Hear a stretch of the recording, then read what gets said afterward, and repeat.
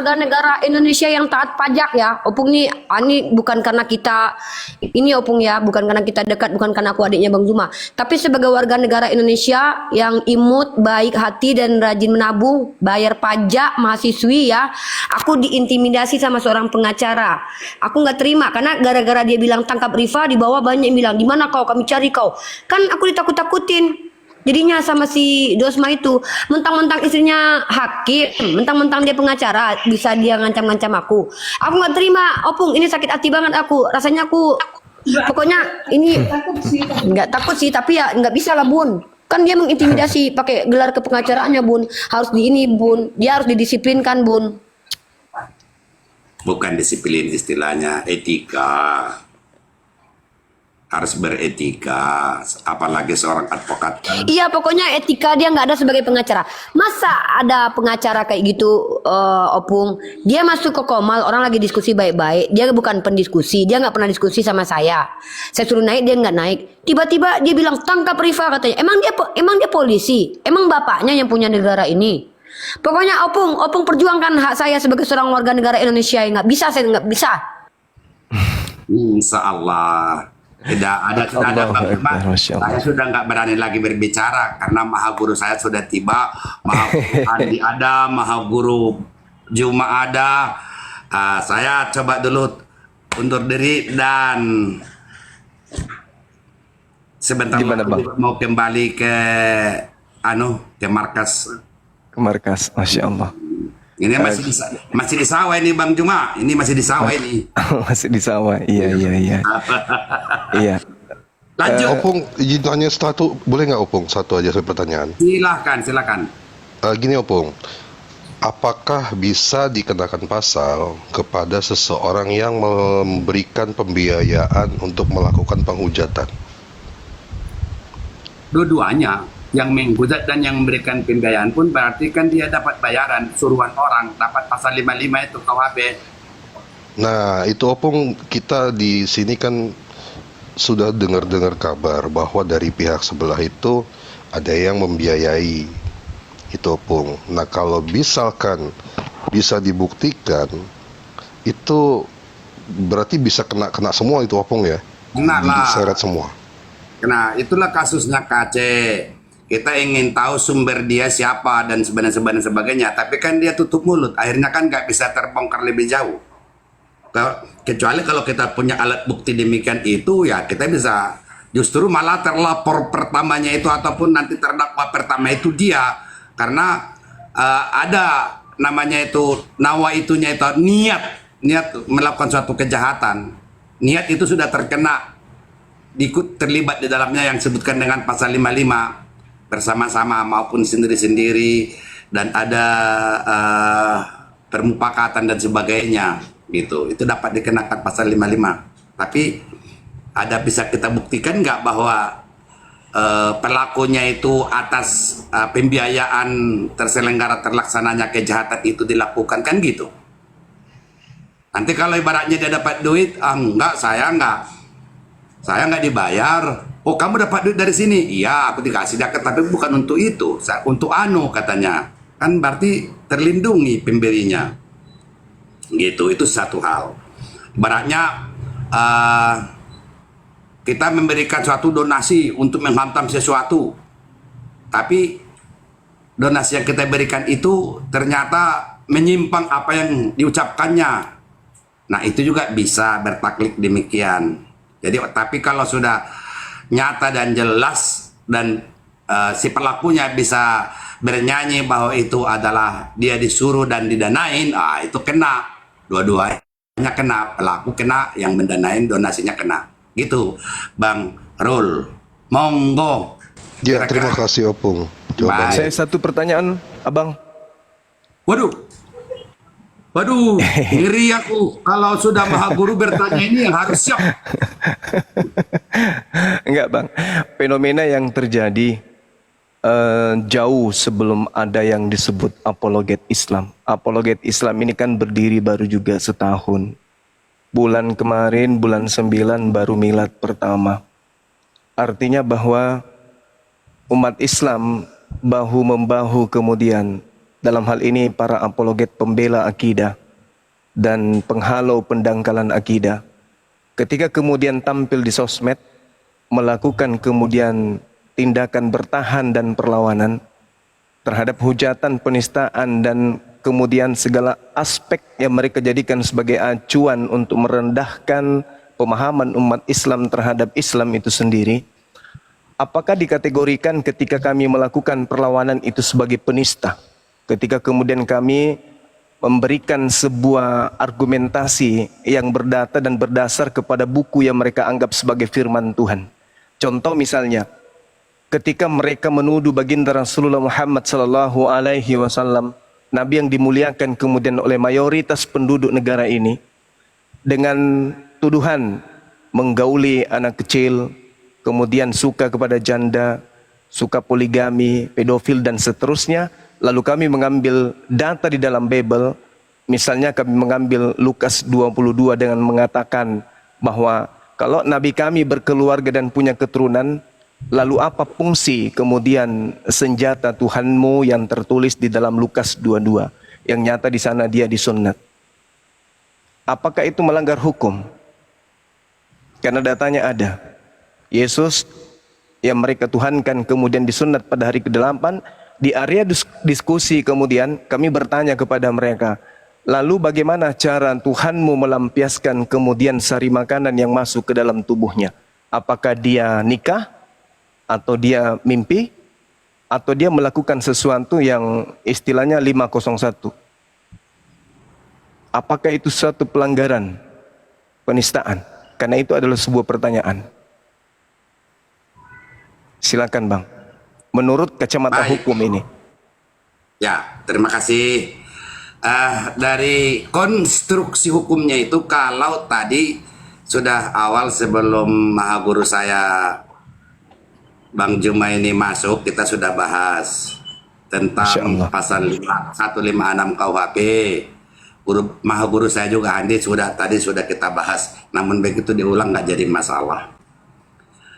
Konstruksi hukumnya itu sepanjang itu diskusi, debat, apapun sebutannya, itu tidak masalah. Apalagi membalas, menjelaskan, mengcounter. Berarti diskusikan, debatkan. Kemudian kan itu adalah penghinaan atau penghujatan ataupun penistaan. Wah, yang dibacakan data. Kalau nggak ada data kan nggak mungkin, kecuali asumsi. Asumsi nggak boleh. Yeah. Tapi kan ini data yang disampaikan, dibacakan, dikonter terhadap apa yang dilakukan oleh rival diskusi kita. Itu konstruksi hukumnya yang nggak mungkin dapat ditindak hukum, tidak memenuhi unsur. Namanya diskusi ataupun berdebat. Kalau demikian ditutup mulut kita ini ya bukan debat namanya. Yang bisa ditindak itu adalah bila terjadi monolog. Kemudian bila terjadi kita seperti di Komal sekarang, Komalnya Uniripa ini, sesama muslim kita bahas kitab Veda, kita bahas kitab apa itu yang kitab sucinya Buddha, itu nggak boleh. Assalamualaikum. Waalaikumsalam warahmatullahi wabarakatuh. Nah, itu yang tidak boleh Bang Juma. Atau monolog. Baik. Kalau monolog itu juga kena. Ini yang seperti yang sekarang Rudi Simamora di Medan. Baik Bang. Itu Sedikit lagi boleh, Bang. monolog itu nggak boleh. Terus kemudian sesama muslim membahas kitab suci orang lain itu juga dilarang. Kalau berdiskusi tentunya, makanya kita jangan terjebak di dalam hal komal-komal demikian itu. Mesti harus tegas bahwa, makanya kalau saya selalu perhatikan Bang Handi itu, kalau dia lagi moderatornya ditanya agamanya apa, kalau dia nggak kenal, selalu itu demikian. Kenapa? Bila terjadi diskusi demikian tentang lintas agama, mesti jelas. Bahkan banyak itu menyamar-menyamar, saya perhatikan. Nah, itu satu. Kemudian untuk membuktikan itu pun nanti memang makan proses. Mungkin ada klarifikasi. Dengan adanya LP, ada klarifikasi. Di klarifikasi itu kan akan dijelaskan, akan dilihat, diputar videonya. Oh ini videomu, kamu menghujat, kamu menghina, kamu menggitu segala macam. Berarti itu kan bukan mengkonten. Kita menjelaskan apa yang disampaikan oleh rival kita berdiskusi, rival kita berdebat. Di mana pidananya?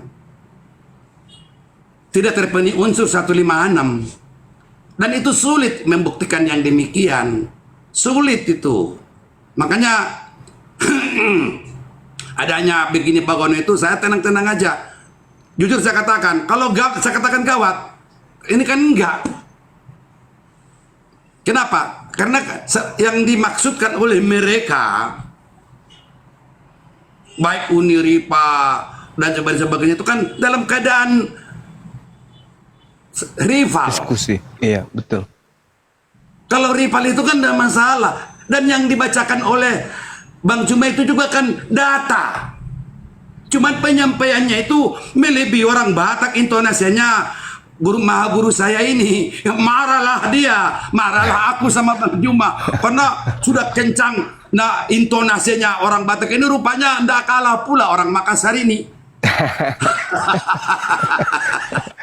Jadi sehingga seakan-akan itu penghinaan, penghujatan dan sebagainya. Nah, itu yang dapat saya jawab. Iya, Saya baik. jelaskan. Saya- Jadi jangan terlalu asumsi dan sebagainya. Ya saya memahami, saya sangat memahami semua itu karena saya katakan yang namanya setiap orang, apalagi ada teror seperti Uniripa, jadilah itu langsung labil mental itu. Iya, Karena iya, saya Bang. sendiri sudah berkali-kali saya dilaporkan orang di ini. Ya kalau sepanjang kita kebenaran ya dilindungi Allah. Apalagi akidah yang dipertahankan. Nyawa saya taruhannya. Paham Allahu itu Bang Akbar, Juma? Masya Allah. Siap, Masya Allah. Jadi Izin. sabar Bang, sabar.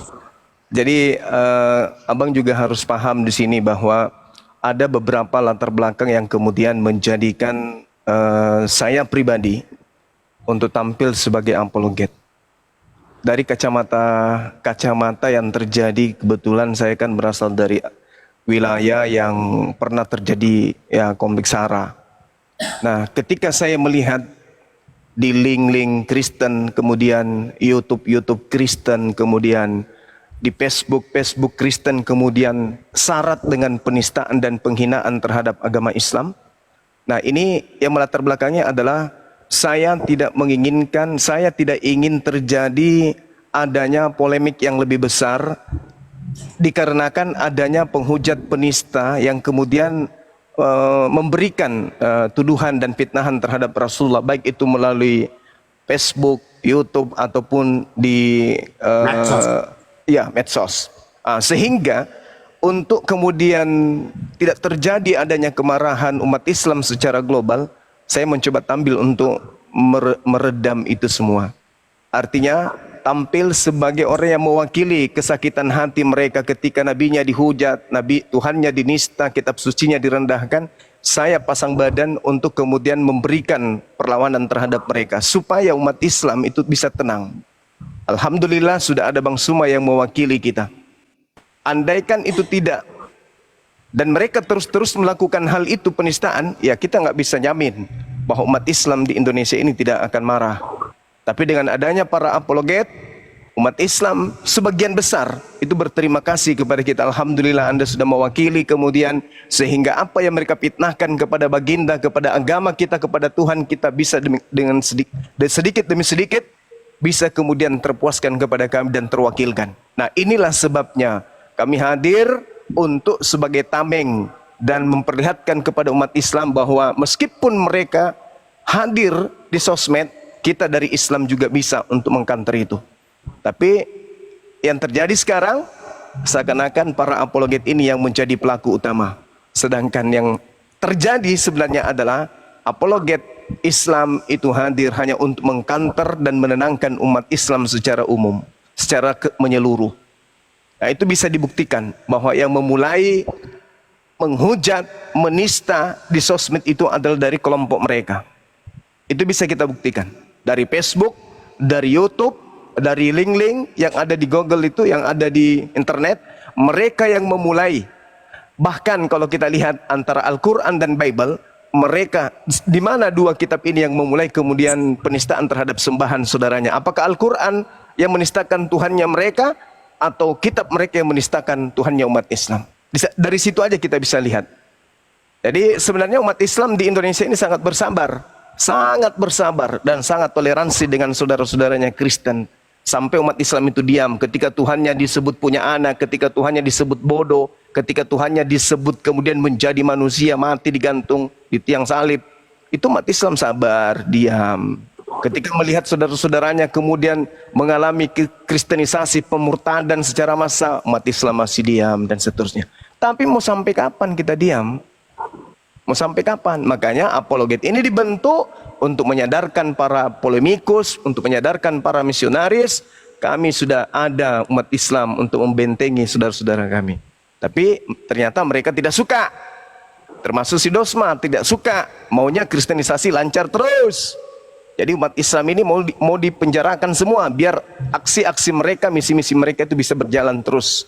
Nah, itu yang mereka inginkan. Padahal sekiranya mau sebagai pengacara, mana? Laporkan yang Kristen juga. Matamu di mana ketika kemudian Al-Quran diinjak?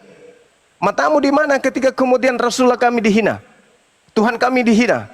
Banyak di sosmed penghujat-penghujat Rasulullah. Coba, mana buktinya? Yang dilampor cuman Islam. Dan begitu dia duduk sebagai pelapor, dia seakan-akan mewakili semua penghujat Kristen untuk menghabisi kami ini para apologet Islam. Seakan-akan kami adalah penghujat dan apologet Kristen itu bukanlah penghujat. Padahal yang terlapor dan yang tertahan di penjara itu adalah dari kalangan mereka. Yang keluar dari Indonesia adalah penghujat-penghujat dari kalangan mereka. Kita dari Islam mana ada? Karena kita hanya bertahan. Nah, anehnya lagi, kita umat Islam yang meluruskan kemudian fitnahan mereka terhadap Islam dilaporkan, dan yang menjadi saksi adalah orang yang menginjak harkat martabat keagamaannya, yaitu yang menginjak Bible, malah dijadikan sebagai saksi, malah kemudian dibiayai untuk datang ke Medan. Artinya berkongko-kongko untuk mencelakai para apologet Islam dan mendukung penistaan terhadap Islam. Artinya kita bisa memutarbalikkan fakta. Sengaja kamu melakukan ini, membuat orang-orang bersaksi untuk supaya orang-orang Islam ini ya ribut dengan Islam itu sendiri. Padahal yang menjadi saksi adalah orang yang menginjak Bible. Orang yang menginjak Bible dijadikan saksi untuk melaporkan orang yang memperjuangkan akidahnya. Saya memperjuangkan Islamku, itu hak saya. Anda tidak suka, ya derita lo. Saya memperjuangkan agama saya, mati pun saya rela. Apalagi kalau cuma dilaporkan seperti itu. Nah, sementara yang menginjak kitabmu mana? Mana coba semangat kekristenanmu? Bibelmu diinjak sama orang, malah yang kau laporkan orang lain. Dari sini aja kita lihat. Orang yang menginjak Bibel, ini adalah nilai yang paling tertinggi dalam sebuah agama. Kitab suci, diinjak, malah yang menginjak kitabnya itu dijadikan sebagai kawan, dirangkul kemudian. Nah inilah, kalau kacamata hukum sudah melihat pasti ada celah di situ. Saya kira begitu abangku, mohon maaf ketika panjang lebar, yang pada intinya saya semangatnya memang sudah dicetak dari lahir ya untuk memperjuangkan akidah ini. Mati adalah sesuatu jalan satu-satunya kalau itu perlu. Intinya mati jihad atau merdeka, hanya itu.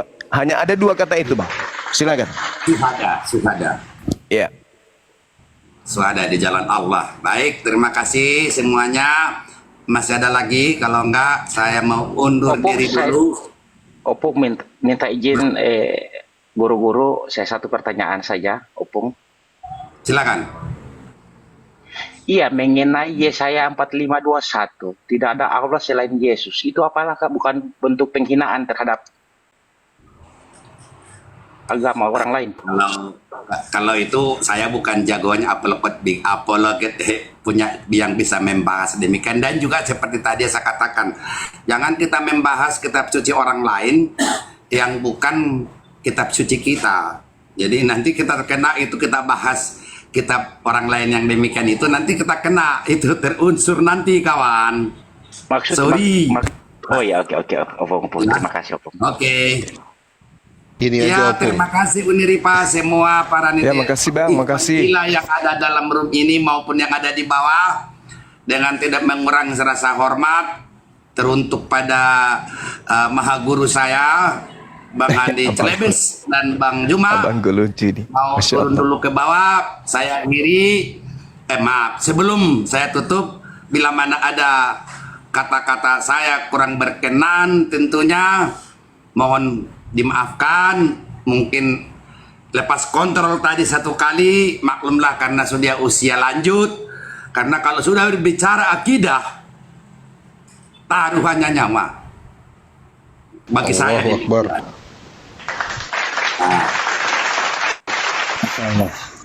demikian, saya akhiri billahi taufiq wal hidayah. Wassalamualaikum warahmatullahi wabarakatuh. Waalaikumsalam warahmatullahi wabarakatuh. Tadi dapat Tuhan selain Yesus. Yesaya.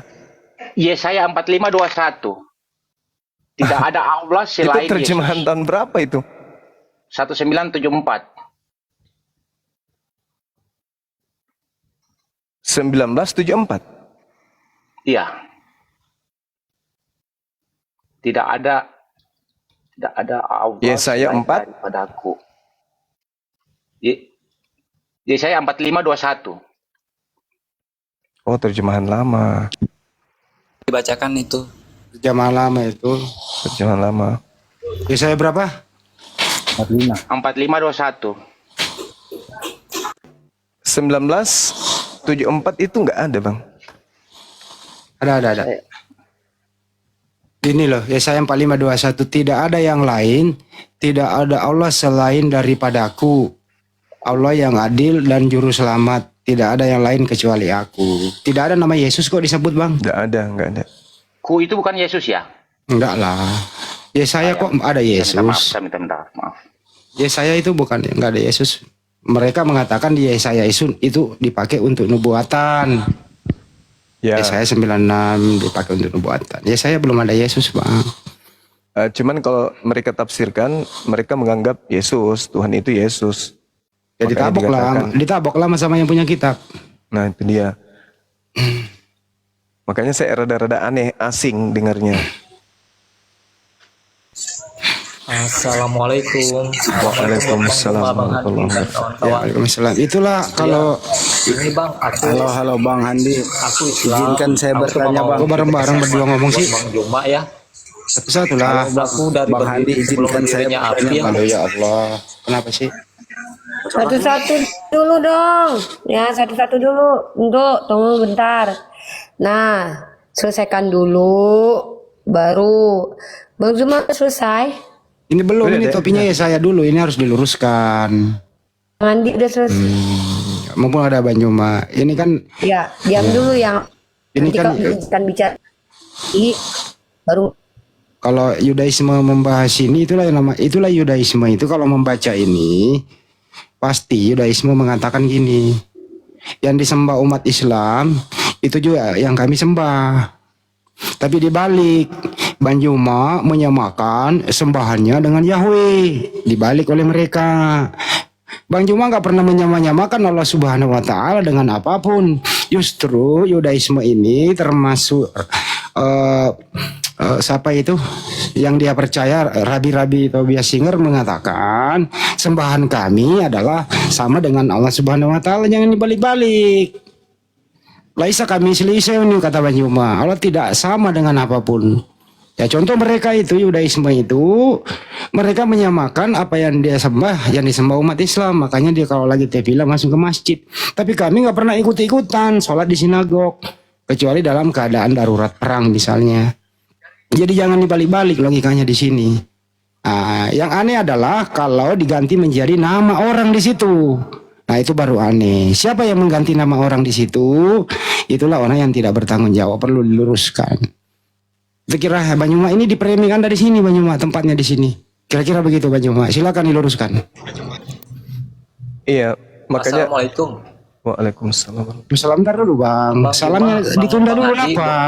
Ya Allah. Silakan dulu diluruskan Banyuma. Iya, jadi di situ ada kata Elohim ya. Di sana yang ada adalah kata Elohim, kemudian situ nggak ada kata Allah. Kalaupun kemudian bentuk tunggal daripada Elohim itu adalah Eloah, maka itu setara dengan kata ilah atau Rob, tidak menuju kepada Allah.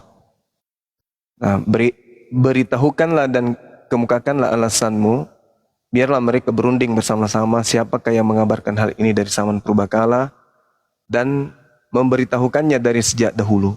Bukankah aku Tuhan? Bukankah aku Tuhan? Bukankah aku Yod-Heh-Vav-He atau Hasem? Tidak ada yang lain. Tidak ada Allah selain daripada aku.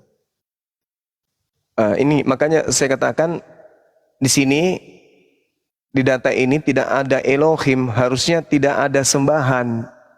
Tidak ada sembahan-sembahan selain daripada aku. Itu.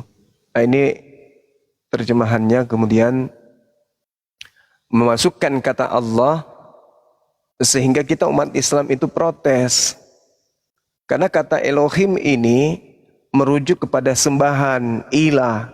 Tidak ada Tuhan atau tidak ada sembahan selain daripada aku.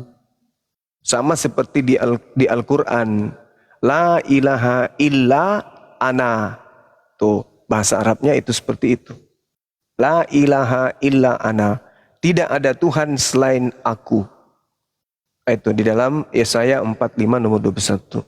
Tapi orang Kristen kemudian di Indonesia memasukkan kata Allah di situ yang berasal dari kata Allah yang dalam ilmu tajwid kita menyebutnya Allah. Penyebutannya makhraj hurufnya itu adalah Allah. Di KBBI tertulis Allah atau Allah dalam Latin itu adalah sebutan nama dalam bahasa Arab. Satu-satunya agama di Indonesia ini yang menggunakan kitabnya bahasa Arab hanya Islam. Berarti ini nggak boleh. Ini menyalahi kaidah. Ini penistaan sebenarnya. Kalau kita lihat, ini penistaan. Karena di situ dikatakan tidak ada Allah selain daripada aku. Artinya mereka berupaya menggunakan nama Allah dengan menggeser ke posisi sebagai gelar. Nah, kaidah itu tidak ada di dalam bahasa Yunani, tidak ada juga di dalam bahasa Ibrani, tidak apalagi dalam bahasa Indonesia. Seperti itu Bang Handi. Jadi terjemahan yang betul adalah tidak ada Tuhan selain daripada aku. Tuhan yang adil dan juru selamat tidak ada lain kecuali aku. Seperti itu. Artinya Elohim bukan nama ya. Gelar. Gelar. Oke, Tunggalnya itu Eloah. Ya. Terjemahannya bukan nama tapi diganti menjadi Allah. Allah itu nama. Di sini ada salah terjemah. Salah penggunaan nama Tuhannya umat Islam diselipkan masuk dan ditempatkan pada bukan tempatnya gitu. Dan memang tak ada hubungannya. Kenapa harus bawa Tuhannya Islam sih? Kenapa enggak Tuhannya aja kan? Kan Kristen. Kristen punya Tuhan, kita juga punya Tuhan. Masing-masing aja pakai Tuhan supaya tidak ada debat, tidak ada diskusi, tidak ada kemudian tertuduh dan seterusnya. Hilangkan aja kata Allah, kan tidak susah itu. Ganti Tuhan. Tidak ada Tuhan selain daripada aku. Tidak ada Allah selain daripada aku. Kan seleo jadinya. Begitu Bang Handi. Saya rasa kalau jujur nggak kiamat juga kok. Biasa aja itu. Ya udah cukuplah. Ya itu dia semua makanya. tercerahkan ya. Silakan teman yang lain. Tadi ada yang kayaknya mau yang ada disampaikan. Lanjut. Halo, assalamualaikum Bang Juma. Waalaikumsalam warahmatullahi wabarakatuh. Di sini? Ini HP-nya yang satu dikecilin Bang. Mantul suaranya ke sini. Iya. Bang gini Bang, kan saya mau tanya tentang kenaikan Yesus ke langit kan Bang. Kalau konsep orang Islam kan gitu. Yesus diangkat ke langit bukan di surga kan Bang. Nabi Isa Bang, di Islam tidak ada Bang. Yesus. Iya. Jangan nanya Yesus ke Bang Juma kalau menolong, nanya Nabi Isa aja Bang. Nabi Isa. Yang saya mau nanya gimana Yesus sampai sekarang ini tetap hidup dan dia bertahan hidup itu gimana Bang? Maksudnya kenapa larinya ke Yesus? Saya Muslim bang. Muslim Saya mau Bang. nyembah atau apa? Isa itu kan diangkat ke langit. Terus Sampai sekarang kan menurut keyakinan Islam kan dia tetap hidup. ini Oh, agama dites dulu, saudara dites Islam dulu. atau Kristen? Tes dulu nih, tes dulu. Saya Islam bang. Kenapa nanya seperti itu? Saya pernah ditanya gitu bang. Mm-mm. Saya mau minta Ya dijawab aja penjelasan. bang. Al-Quran di Al-Quran surah An-Nisa ayat 158 itu jawabannya. 57. Iya, 57 58. Gini kan bang, selaku Cukup ya bang. Dia kan Jangan mancing, diangkat jangan sebagai tolong jangan manusia. dipancing Banyu. Stop dulu ya. Jangan dipancing Banyu Mak untuk monolog menanyakan Yesus. Kalau Anda menanyakan Nabi Isa alaihissalam, insya Allah akan dijawab. Oke. Oke, cukup ya. Yang saya Izin maksud mohon di sini izin. kan Nabi Mohon Isa. Bentar. Ya, tapi kenapa menyebut Yesus? Ya Jacqueline. Udah cukup Sorry, ya. Izin Mohandi. Saya mau tes dulu dia nih.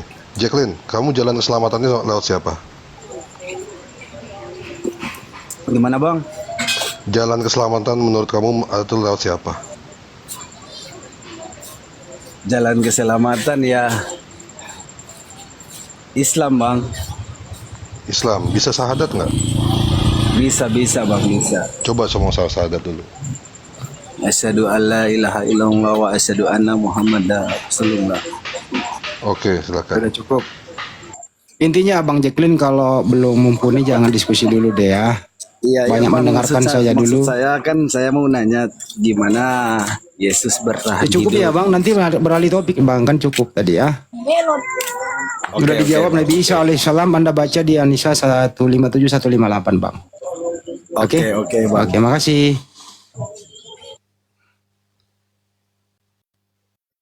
Kembali kita ke topik ya. Oke, silakan. Ya. Kenapa kita ini ada? Udah dijelaskan berkali-kali. Pertama adalah waspadai. Misionaris itu masuk dari desa bahkan di kota.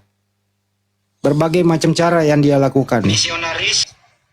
Aduh ya Allah, apa ini? Baik membawa brosur apapun itu. Sekarang lebih waspada lagi, ada Bible yang bertuliskan tulisan Arab dimirip-miripkan dengan Al-Quran. Jadi bahasa Arab dulu, kemudian ada terjemahannya. Ini waspadai, bisa merusak akidah bagi yang tidak teliti membacanya. Ini harus dihadapi dengan bijak. Itulah adanya apologet Islam Indonesia. Kita ada semua di sini, membentengi keluarga Ada kita. videonya nggak minimal. Bang Handi? Videonya ada ya. Di mana aku simpan ya? Ntar aku cari lagi dulu ya. Yang itu yang penting. Injil bahasa Arab itu bukan Ada Injil sih sebenarnya. Bible berbahasa Arab. Bible. Izin Bang Juma, untuk yang video itu saya pernah lihat. Jadi itu sebenarnya sudah lama, sekitar 5 tahun yang lalu lah itu. Itu kejadiannya di wilayah Jawa Barat. Yang Injil tapi bahasanya Arab. Itu sudah lama sekali sebenarnya. Berita lama aja yang ada yang angkat lagi aja itu. Ya, terima kasih Bang Juma. Oh iya. Masya Allah, sama-sama Bang.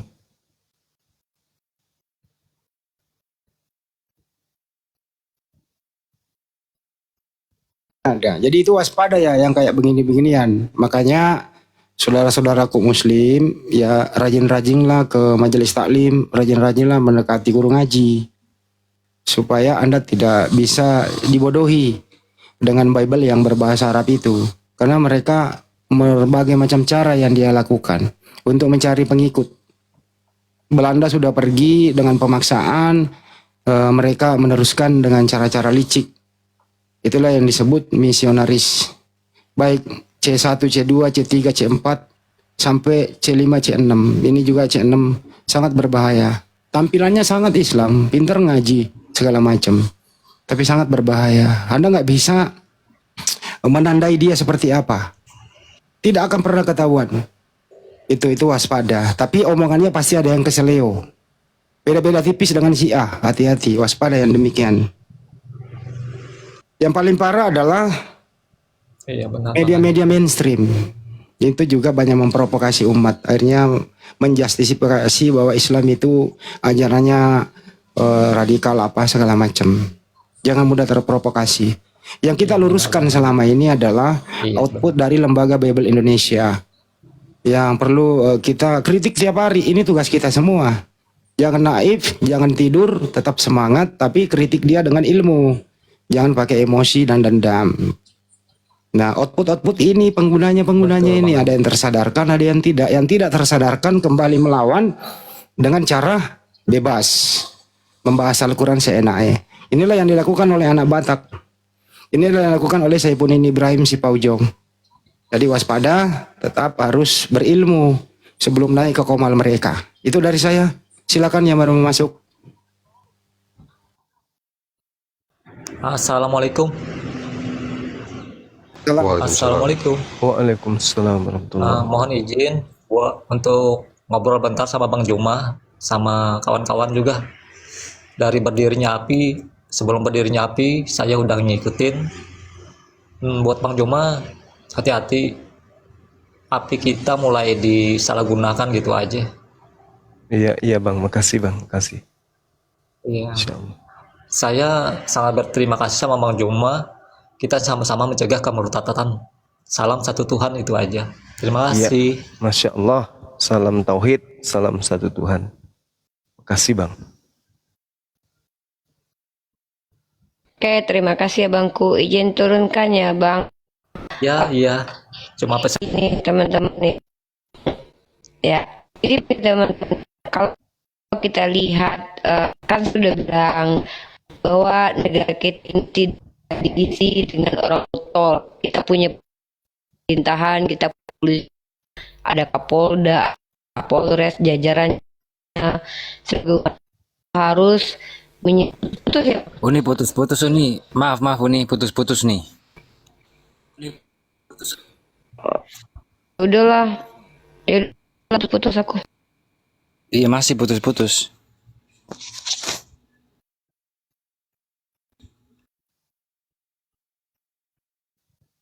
Di tempatku lagi maghrib dek, silakan diambil alih dulu. Silakan. Iya Kanda.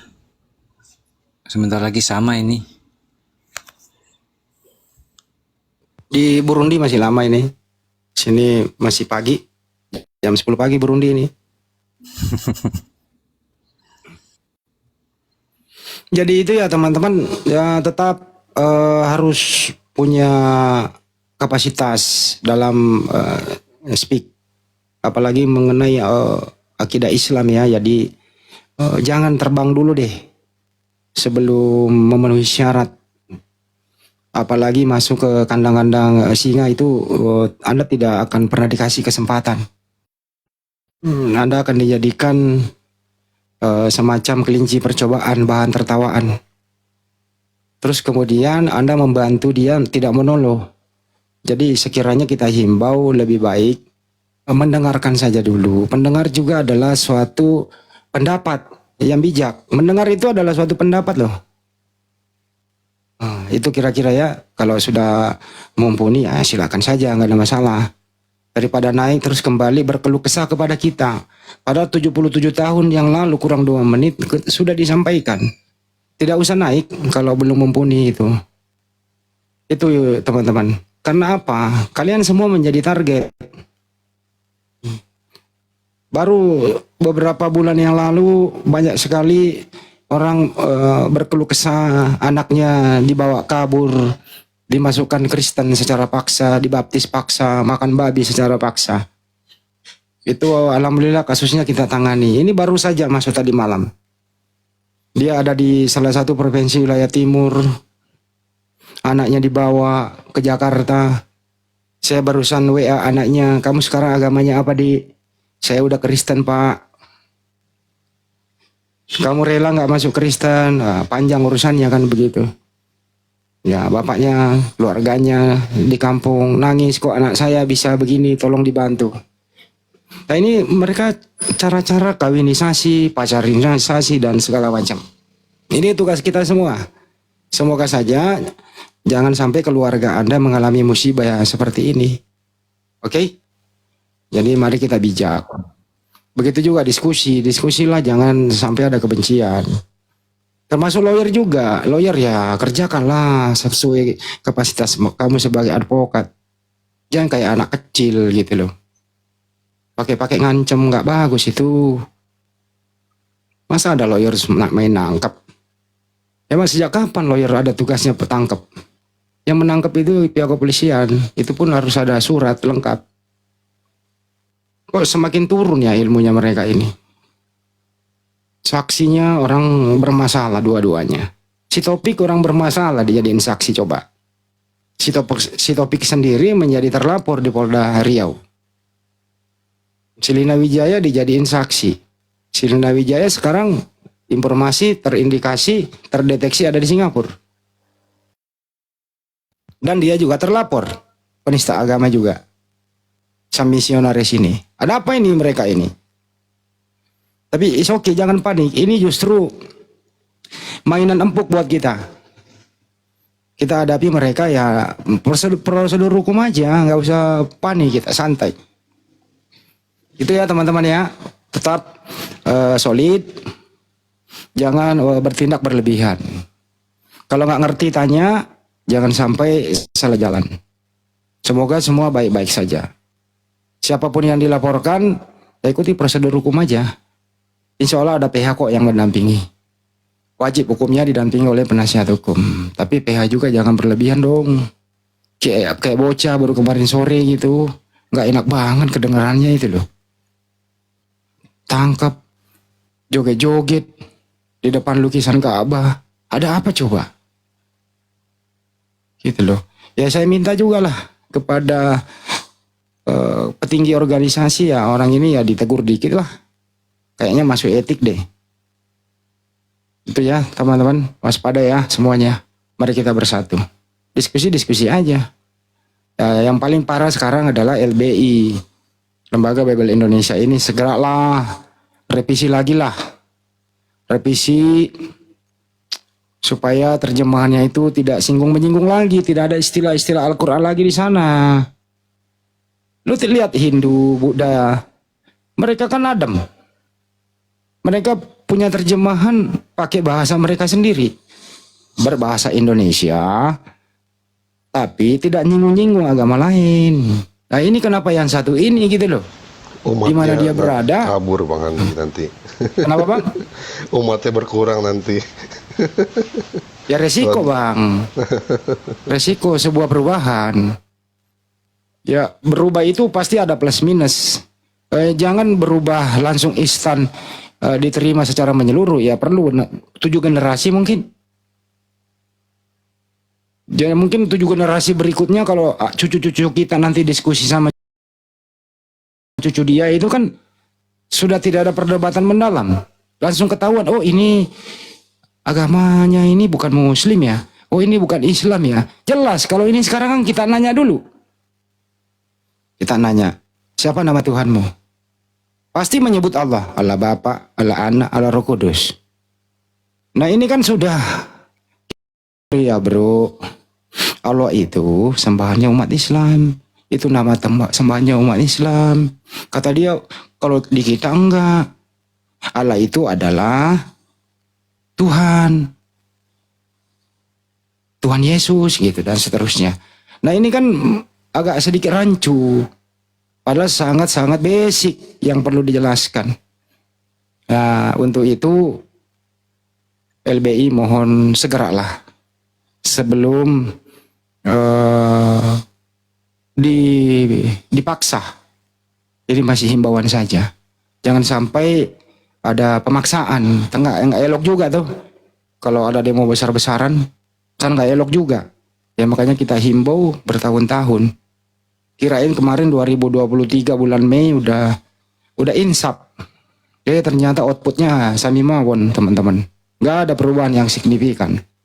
Nah inilah yang kita luruskan tiap hari. Alhamdulillahnya ada yang tersadarkan syahadat. Ada yang tersadarkan tidak pakai lagi. Dia ke MILT. Ada yang ngeyel. Yang ngeyel inilah selalu kita hadapi tiap hari. Alhamdulillahnya adalah beberapa ya scholar Kristen juga membantu kami. Ada salah satu yang paling terkenal, Pendeta Yakub Sulistyo. Kemarin malam aku ketemu langsung sama beliau. Beliau cuma nggak ingin di-upload rekamannya, karena mereka juga banyak serangan intern masuk. Intinya adalah sepanjang mereka mempergunakan Lembaga Bible Indonesia terjemahan itu ya selalu kalah, ngotot, memalukan dalam hal diskusi lintas agama. Sebabnya ya karena terjemahan yang keliru. Ini kritik Kristen sendiri loh ke dalam. Beliau bisa bahasa Ibrani, bisa Yunani dan seterusnya. Anehnya yang ngeyel ini kagak tahu apa-apa. Hanya sebagai doktrin semata. Nah ini yang kita sering hadapi tiap hari. Bagaimana cara menghadapinya? Ya butuh kesabaran. Kalau mereka masih arogan, ya di-kick aja. Gak ada gunanya tuh diskusi sama orang yang ngeyel tidak punya ilmu. Sekian dari saya Bang, terima kasih. Saya lanjutin olahraga lagi nih. Makanya saya